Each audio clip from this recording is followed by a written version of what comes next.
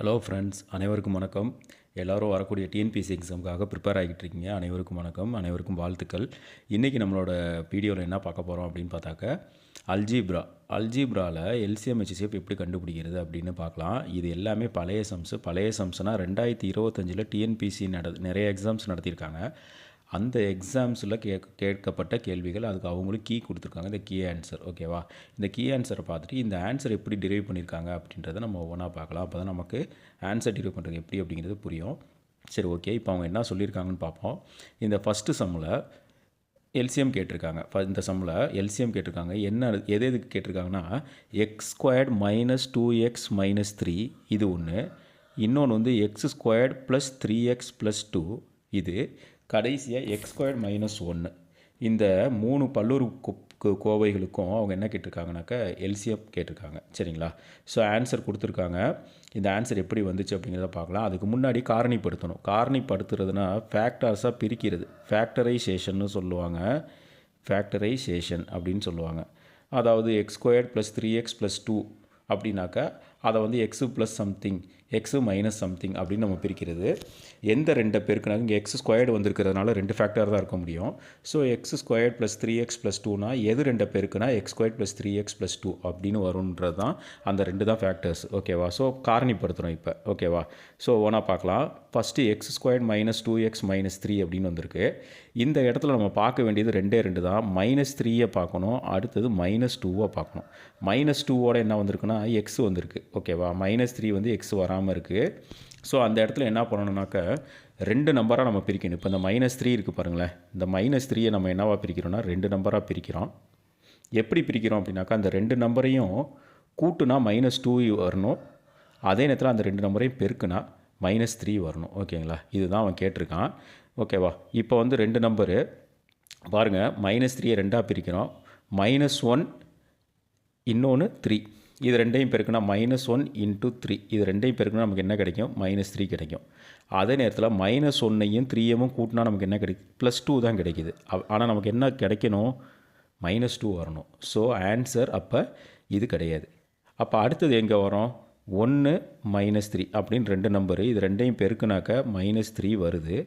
அதே நேரத்தில் கூட்டினா நமக்கு என்ன வருது? -3ஐயும் 1ஐயும் கூட்டினா நமக்கு என்ன கிடைக்கிது?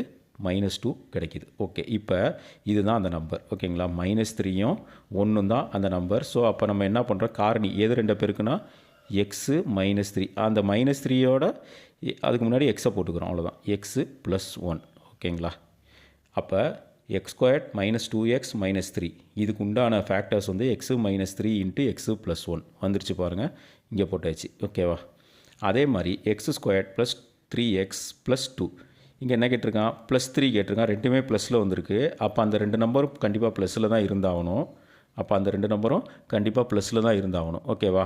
இப்போ பாருங்கள், 2 எந்த 2 நம்பரால் பெருக்குனா +3 வரும், சாரி கூட்டினா 3 வரும்னு பார்த்தீங்கன்னா 1 2, 1 × 2 2, 1 + 2 = 3. ஸோ x + 1, அந்த 2 நம்பர் என்னென்னா 1 2. ஸோ x + 1, இன்னொன்று x + 2. ஓகேவா? இது 2 காரணி. x² - 1 இப்போ அடுத்தது வந்தாச்சு. x² - 1 இதை எப்படி எழுதலாம்? x² - 1² அப்படின்னு எழுதுகிறோம். இந்த x வந்து என்ன அப்படின்னாக்கா, இது a² - b² formula. a² - b²னா a - b × a + b. ஓகேவா? இப்படி வந்துடுது. அப்போ இந்த இடத்துல a வந்து என்ன? x, b வந்து என்ன? 1. அப்போ இதை பிரித்தோம் அப்படின்னா நமக்கு என்ன கிடைக்கிதுன்னு பாருங்கள். x + 1 × x + 1 × x - 1. இப்போ இது எல்லாத்தையும் எழுதுகிறோம். x² - 2x - 3க்கு என்னது? x + 1 × x - 3 முன்னாடியே போட்டாச்சு. அடுத்தது x² + 3x + 2க்கு காரணி என்ன? x + 1 × x + 2, x² - 1க்கு x + 1 × x - 1. எல்சிஎம்னா என்னது? எல்லா ஃபேக்டர்ஸையும் நம்ம எடுக்கிறது. ஓகேவா? ஸோ x + 1 எடுத்தாச்சு, போட்டாச்சு. x - 1 எடுத்து இங்கே எழுதியாச்சு. இதுக்கப்புறம் இல்லாத என்னது? x + 2 எழுதியாச்சு. அப்புறம் x - 3 அதையும் எழுதிட்டாக்க வேலை முடிஞ்சு. அவ்வளோதான், நமக்கு எல்சிஎம் தெரிஞ்சிருச்சு. அவ்வளோதான், இவ்வளோ தான். இப்போ இந்த சம் பாருங்கள் ஃப்ரெண்ட்ஸ். இந்த சம்மில் என்ன கொடுத்துருக்காங்கன்னா, எல்சிஎம் தான் கேட்டிருக்காங்க. ஆனால் பல்லுறுப்பு கோவைகள் பாலினாமியல்ஸ் பார்த்திங்க அப்படின்னாக்க எக்ஸ் பவர் 4 மைனஸ் 1 அதுக்கும் X squared minus 2x plus 1 இந்த ரெண்டு பாலினாமியல்ஸ்க்கும் நம்ம என்ன பண்ணணும்னாக்கா இப்போ எல்சிஎம் கண்டுபிடிக்கணும். எக்ஸ் பவர் 4 அப்படிங்கிறத பார்த்தோமே நிறைய பேர் பயந்துடுறாங்க. அது பயப்பட தேவையில்லை. இப்போ என்னன்றதை பார்க்கலாம். ஃபஸ்ட்டு ஃபேக்டரைஸ் பண்ணுறோம். ஃபேக்டரைஸ் பண்ணுறப்ப காரணிப்படுத்துகிறோம். X squared minus 2x plus 1. அப்போ நம்ம ஒன்றை தான் பிரிக்கணும். ஒன்றுனா வேறு ஒன்றுமே கிடையாது. ஒன்று எப்பொழுதுமே ஒன்றையும் பெருக்கினா மட்டும்தான் ஒன்று வரும். சைன் மட்டும்தான் இங்கே பார்க்கணும் நம்ம. ஸோ சைன் பார்க்குறோம். இங்கே என்ன வந்திருக்கு, -2 வரணும். அப்போ ஒன்றை வந்து நம்ம -1 இன்ட்டு -1ன்னு பிரித்தா மட்டும்தான் நமக்கு என்ன கிடைக்கும், +1 கிடைக்கும். அதே நேரத்தில் -1 நம்ம கூட்டினோம்னாக்கா நமக்கு என்ன கிடைக்கிது, -2 கிடைக்கிது. ஓகேவா? ஸோ அப்போ அந்த ரெண்டு பாலினாமியலுக்கு உண்டான ஃபேக்டர்ஸ் எது காரணிகள் எதுன்னு பார்த்தாக்கா x -1 into x -1 which is equal to x -1 whole square. இதை எழுதிக்கங்க ஃபஸ்ட்டு. இந்த ஸ்கொயர் கண்டிப்பாக நமக்கு தேவை. அங்கே தான் நிறைய பேர் தப்பு பண்ணுறாங்க. X -1 whole squared. சரிங்களா? ஓகே. இப்போ அடுத்தது எக்ஸு பவர் 4 -1க்கு வரோம். எக்ஸு பவர் 4 -1 நம்ம என்ன பண்ணுறோம், 1/4 ஈக்குவல் டு 1 ஈக்குவல் டு 1/4. ஓகேங்களா? ஏன்னா எனிதிங் ஒன்றுக்கு வந்து நம்ம என்ன பவர் கொடுத்தாலும் ஒன்று தான் கிடைக்கும். ஸோ 1 ஈக்குவல் டு 1/4ன்னு எழுதிக்கிறோம். இப்போ இங்கே வர்றோன்னு பாருங்கள். எக்ஸ் பவர் 4 மைனஸ் 1/4 அப்படின்னு எழுதியிருக்கோம் நம்ம. இதை ஃபேக்டர் பண்ணுறோம். ஃபேக்டர் எப்படி பண்ணோன்னா எக்ஸு பவர் 4 என்னென்னு பிரிக்கிறோன்னாக்கா எக்ஸ் ஸ்கொயர்டு ஹோல் ஸ்கொயர்ட் அப்படின்னு பிரிச்சுக்கிறோம். ஓகேவா? எக்ஸ் ஸ்கொயர்ட் ஹோல் ஸ்கொயர்னு பிரித்தாச்சு. அதே மாதிரி இங்கே எழுதியிருக்கு பாருங்கள். எக்ஸு பவர் 4 மைனஸ் 1/4 என்ன, X squared minus X squared whole squared minus 1 squared whole ஸ்கொயர்னு பிரித்தாச்சு. இப்போ எக்ஸ் ஸ்கொயருக்கு பதிலாக நம்ம என்ன போடுறோம் அப்படின்னாக்கா ஏ போட்டாச்சு. 1 ஸ்கொயருக்கு பதிலாக என்ன போட்டிருக்கோம்னாக்கா பி போட்டாச்சு. So X squared whole squared minus 1 squared whole ஸ்கொயருக்கு ஏ ஸ்கொயர்டு மைனஸ் பி ஸ்கொயர்னு போட்டுக்கிறோம். அந்த ஏ ஸ்கொயர்டு மைனஸ் பி ஸ்கொயர்டை எப்படி பிரிக்கலாம், A minus B into A plus பின்னு பிரிச்சாச்சு. இப்போ ஏக்கு உண்டான வேல்யூவை போடுறோம். ஏனா எக்ஸ் ஸ்கொயர்டு, பினா 1 ஸ்கொயர்டு போட்டாச்சு. ஏ ப்ளஸ் பிக்கு எக்ஸ் ஸ்கொயர்டு, பினாக்கா 1 ஸ்கொயர்டு, அது ஒன்று எழுதியாச்சு. இப்போ இந்த எக்ஸ் ஸ்கொயர்டு மைனஸ் 1 ஸ்கொயர்டு இருக்குல்ல, இதை என்னன்னு எழுதுகிறோம்னாக்கா எக்ஸு -1 இன்ட்டு எக்ஸு + 1ன்னு எழுதியாச்சு. ஓகே. இப்போ நமக்கு உண்டான ஃபேக்டர்ஸ் கிடச்சிருச்சு. ஸோ எக்ஸு பவர் 4 -1 அப்படின்னா என்ன அர்த்தம், x -1 into x + 1 into X square + 1. ஓகேங்களா? எழுதியாச்சு. இங்கே எழுதியாச்சு. எக்ஸ் ஸ்கொயர்ட் மைனஸ் 2x + 1 இது என்னது, x -1 into x -1 which is equal to X -1 whole squared. Okay. இப்போ நம்ம எல்சிஎம் எடுக்கிறோம். எல்சிஎம்னா என்னன்னாக்கா காமனாக வர்றது எல்லாத்தையுமே எடுக்கணும். காமன்னு கிடையாது, எல்லா ஃபேக்டர்ஸையும் எடுக்கணும். அதே நேரத்தில் பெரிய பவர் எடுக்கணும். ஸோ இங்கே பாருங்கள், எக்ஸு -1 அதுக்கு பெரிய பவர் என்னன்னு கேட்டாக்கா 2. இங்கே எக்ஸு -1 வந்திருக்கு, இங்கேயும் வந்திருக்கு. ஆனால் பவர் என்ன வந்திருக்கு, 2ன்னு வந்திருக்கு. ஸோ எக்ஸு -1 ஹோல் ஸ்கொயர்டு எழுதியாச்சு. இங்கே நிறைய பேர் என்ன பண்ணுறாங்கன்னா எக்ஸு -1 இன்ட்டு எக்ஸு -1ன்னு போட்டுட்டு கடைசியாக ஒரே ஒரு எக்ஸு -1 மட்டும் எடுத்து போட்டுறாங்க. அது தப்பு. இங்கே ஸ்கொயர் வரணும் கண்டிப்பாக. அதுக்காக தான் அந்த சம்மை அவங்க கொடுத்துருக்காங்க குழப்புற மாதிரி. ஸோ எக்ஸு -1 ஹோல் ஸ்கொயர்டு எழுதியாச்சு. அப்புறம் இந்த எக்ஸு + 1 எழுதியாச்சு. அப்புறம் இந்த எக்ஸ் ஸ்கொயர் + 1 இங்கே எழுதியாச்சு. அதுதான் இங்கே ஆன்சர். சரிங்களா? அதுதான் ஆன்சர். ஈஸியாக முடிஞ்சிருச்சு.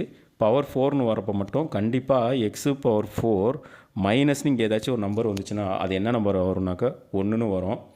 அப்படி இல்லை அப்படின்னாக்கா 16ன்னு வரும். ஏன்னா 2/4ன்னு எழுதலாம், இதை 1/4ன்னு எழுதுகிறோம். அதே மாதிரி 81ன்னு வரும். 81ன்னு வந்துச்சுனாக்கா 3/4. ஓகேங்களா? எக்ஸு பவர் 4 மைனஸ்னு வந்துச்சுனாவே 1 வரலாம், இல்லாட்டி 16 வரலாம், இல்லாட்டி 81 வரலாம். இதை மைண்டில் வச்சுக்கிட்டாவே போதும். நம்ம ஈஸியாக பாஸ் பண்ணிடலாம். அந்த கொஸ்டினை வந்து ஈஸியாக சால்வ் பண்ணிடலாம். இப்போ அடுத்த கொஸ்டின் பாருங்கள். இந்த கொஸ்டின்லேயும் எல்சிஎம் தான் கேட்டிருக்காங்க. எல்சிஎம்னாக்கா அடுத்த கட்டத்துக்கு போகிறாங்க. எப்படின்னு பாருங்கள். எக்ஸு க்யூபு மைனஸ் ஏ க்யூபு, இன்னொன்று வந்து எக்ஸு - ஏ ஹோல் ஸ்கொயர்டு. ஓகே. எக்ஸு - ஏ ஹோல் ஸ்கொயர்டு அப்படியே வச்சுக்கலாம். நம்ம அதை ஃபேக்டரைஸ் பண்ண வேண்டிய அவசியம் கிடையாது. பட் எக்ஸு க்யூப் மைனஸ் ஏ க்யூபை நம்ம மாற்றணும். எக்ஸு க்யூபு மைனஸ் ஏ க்யூப் இதை எப்படி பிரிக்கலாம்னாக்கா நமக்கு ஃபார்முலா தெரியும். அப்படியே எழுதிக்கணும். எக்ஸு - ஏவை அப்படியே எழுதிக்கிட்டு இது ஒன்று. இதுக்கு அடுத்தது காரணி என்னன்னாக்கா எக்ஸு ஸ்கொயர்டு, இந்த ஏவை இங்கே எழுதிக்குவோம், ஏ ஸ்கொயர்டு. இங்கே ப்ளஸ், இங்கே மைனஸ் வந்துருக்கிறதுனால எல்லா இடத்துலையும் +போட்டுருவோம். ப்ளஸ்ஸு இந்த இடத்துல ஒன்று வரணும்ல, அது என்ன அப்படின்னாக்கா ஏஎக்ஸு. அவ்வளோதான். இது ரெண்டையும் பெருக்கி இந்த இடத்துல போட்டுருவோம் நடுவில். ஸோ எக்ஸ் கியூப் மைனஸ் ஏ கியூப்னா அதை ஃபேக்டரைஸ் பண்ணால் என்ன கிடைக்கும் அப்படின்னு பார்த்தீங்கன்னாக்கா எக்ஸு மைனஸ் ஏன்னு எழுதிக்கிட்டு அதுக்கப்புறம் எக்ஸ் ஸ்கொயர்ட் அப்புறம் ப்ளஸ் ஏ ஸ்கொயர்ட் நடுவில் என்ன வரும்னா ப்ளஸ் ஏஎக்ஸ். இங்கே மைனஸ் வந்தால் இங்கே ப்ளஸ் வரும். இப்போ ஒருவேளை இங்கே ப்ளஸ் வந்துச்சுன்னா இங்கே மைனஸ் வரும். ஓகேங்களா? காரணிப்படுத்தியிருப்போம் பாருங்கள். எக்ஸு மைனஸ் ஏ ஹோல் ஸ்கொயர்டை அப்படியே எழுதியாச்சு. இதை எழுதியிருக்கோம் பாருங்கள். X cube minus A cube is equal to x minus A into X squared plus ax plus A squared. அப்போ ஆன்சர் என்ன அப்படின்னாக்கா இந்த எக்ஸு மைனஸ் ஏ இங்கேயும் வருது. பட்டு பெரிய பவர் எதுன்னு கேட்டால் எழுதியாச்சு. X minus A whole squared அப்புறம் இது. ஓகேங்களா?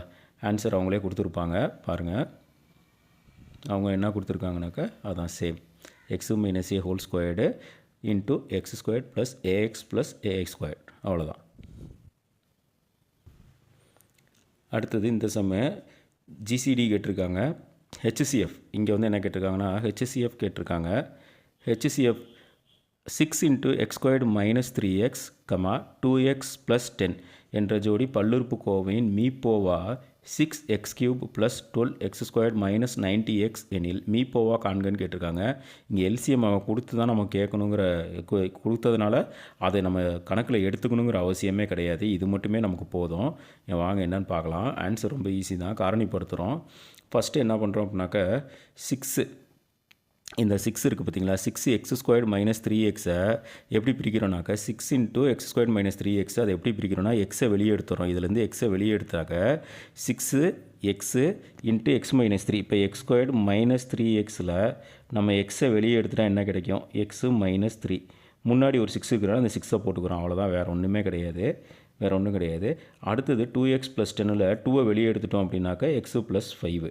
இவங்க என்ன கேட்குறாங்கன்னா இப்போ ஹெச்சிஎஃப் கேட்குறதுனால இங்கே வந்து நம்ம ஃபஸ்ட்டு ஃபேக்டர்ஸை பாருங்கள். எக்ஸ் இருக்குது, காமனாக வரணும், சின்ன பவராக இருக்கணும், அதான் ஹெச்சிஎஃப். பட் இங்கே என்ன கிடைக்கிது? இங்கே எக்ஸ் இருக்குது. இங்கே எக்ஸ் இருக்கா? கிடையாது. அப்போ ஹெச்சிஎஃப்பில் எக்ஸு வராது. இங்கே எக்ஸ் மைனஸ் 3 இருக்குது. அந்த எக்ஸ் மைனஸ் 3 இங்கேயும் வருதான்னு பார்க்கணும். வரல. அப்போ இதுவும் வராது. இப்போ 2 தான். 6ம் 2ம் மட்டும்தான் இருக்குது.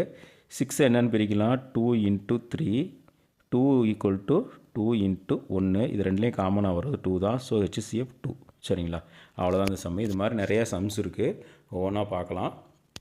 அல்ஜீப்ரா வந்து ரொம்ப ஈஸியான ஒரு விஷயம் தான். எவ்வளோ பெரிய பவர் 4ன்னு கொடுத்தாலும் சரி 6ன்னு கொடுத்தாலும் சரி ஈஸியாக ஹெச்சிஎஃப் எல்சிஎம் கண்டுபிடிக்கலாம். இனி வரக்கூடிய கணக்குகளில் ஒவ்வொன்றா அதை பார்க்கலாம். சப்ஸ்கிரைப் பண்ணுங்கள். நிறையா சப்போர்ட் பண்ணுங்கள் நண்பர்களே. நன்றி, வணக்கம்.